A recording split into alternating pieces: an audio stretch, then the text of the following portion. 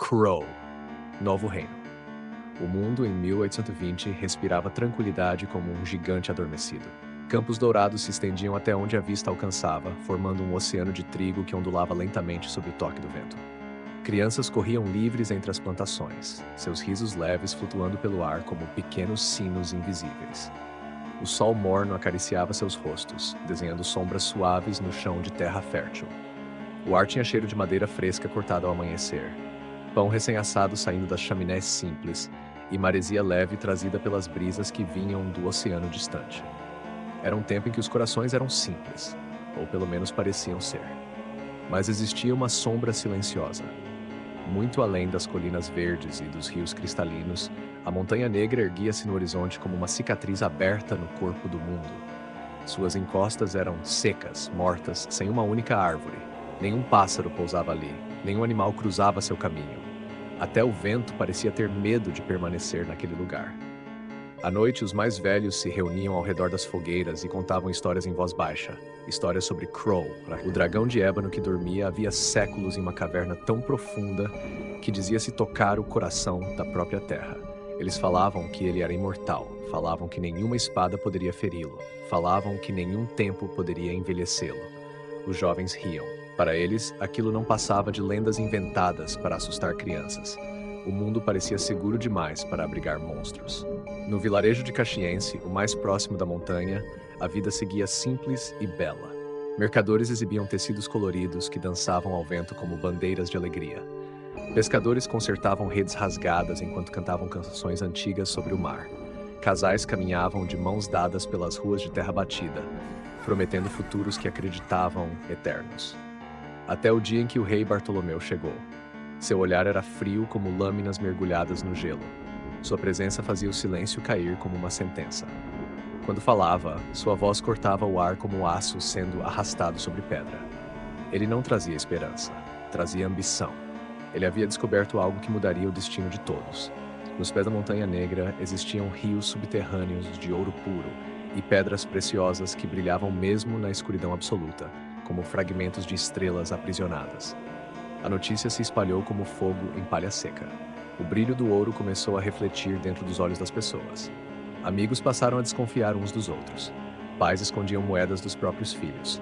Filhos mentiam para suas mães com rostos endurecidos pela cobiça. O amor foi lentamente substituído pela ganância. Brigas explodiam no meio das ruas de Caxiense. Punhos ensanguentados, dentes quebrados rolando no chão. Gritos de ódio ecoando entre casas simples que antes guardavam risos. O vilarejo que um dia fora um lar tornou-se um campo de disputa silenciosa. O rei então tomou sua decisão. Milhares de navios foram construídos com madeira arrancada de florestas inteiras. Gigantescos canhões foram instalados em seus conveses, apontando para o horizonte como olhos de guerra. Bandeiras negras tremulavam ao vento como presságios inevitáveis de morte. Ele não queria apenas o ouro. Ele queria todo o tesouro do mundo. Queria possuir o próprio destino da humanidade. Quando o amanhecer chegou, o mar parecia um campo de batalha vivo. A frota real avançava como uma muralha interminável de madeira e ferro. Porém, outros reinos também haviam descoberto a riqueza escondida na Montanha Negra. O oceano virou guerra. Canhões rugiam como feras metálicas. Explosões rasgavam o céu em chamas laranjas. Corpos caíam nas águas geladas e desapareciam sem deixar nome. O cheiro de pólvora se misturava ao cheiro salgado do mar. O som era ensurdecedor. Era o som da humanidade destruindo a si mesma. E então, algo aconteceu. Um som surgiu das profundezas da terra. Não era trovão, não era terremoto, não era vento. Era um rugido. Um rugido tão antigo que parecia carregar a memória de todas as guerras que ainda nem tinham acontecido. Um rugido que fez o coração dos homens falhar por um segundo. As águas do mar começaram a ferver. Ondas ergueram-se como muralhas líquidas tentando fugir de algo invisível. O céu escureceu de repente, não por nuvens, mas por asas. Dragões, centenas, milhares.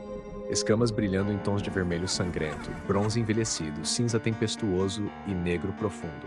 Seus olhos incandescentes pareciam pequenos sóis famintos. Eles sobrevoavam o campo de batalha, soltando labaredas que transformavam velas e cordas em cinzas, antes mesmo que alguém pudesse gritar. As pessoas corriam desesperadas, algumas rezavam com lágrimas queimando o rosto. Outras simplesmente se jogavam ao mar, preferindo o frio da morte ao calor das chamas. Então o oceano se abriu. Uma forma colossal emergiu das profundezas. Era Crow, o dragão rei. Seu corpo era feito de pura escuridão viva, como se a noite tivesse ganhado forma. Cada movimento seu fazia o ar vibrar e o mundo tremer. Suas asas eram maiores que cidades inteiras. Suas garras poderiam partir montanhas. E quando ele abriu a boca, nasceu uma chama azulada.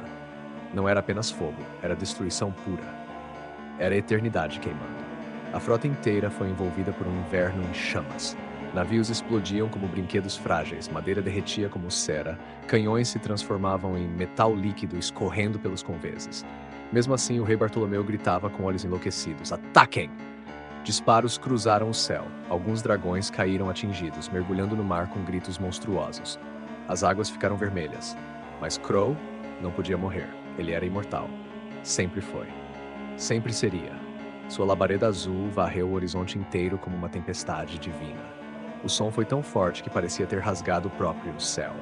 Quando o silêncio finalmente chegou, só restavam pedaços fumegantes flutuando sobre águas negras. Nenhum grito, nenhuma bandeira, nenhuma esperança. Os outros dragões desapareceram no céu como sombras retornando ao vazio de onde vieram. Crow pousou no topo de uma montanha próxima. Seus olhos gigantes observaram o mundo inteiro. Ele sentia que a ganância havia sido queimada até virar pó, que a inveja havia sido afogada nas profundezas, que a maldade humana havia sido reduzida a silêncio. Uma lágrima de fogo azul escorreu de um de seus olhos.